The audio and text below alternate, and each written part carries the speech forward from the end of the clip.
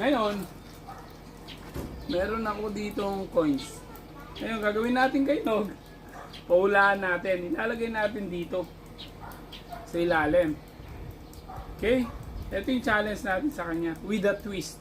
Tingnan yung magiging twist. Parang sisilipin niyang ganyan, no? Oh.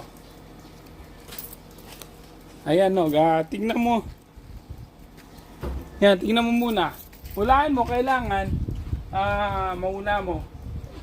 Tingnan mo sa loob. Yan. Yan. Hindi, isagan mo yan.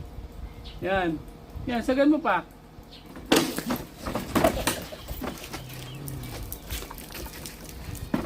Ito naman ngayon ang challenge kay Kim.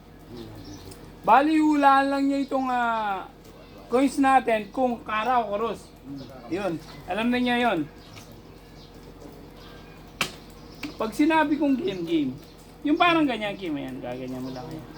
Pagkikita mo, di ba? Pero pag sinabi ko, wag muna. Tapos, ayan, siguro okay na yan. Tingnan mo. Hindi, wag mo hawakan. Ganyan ka lang yan. Nakita mo? Ulan me. Na, ano siya? Karot.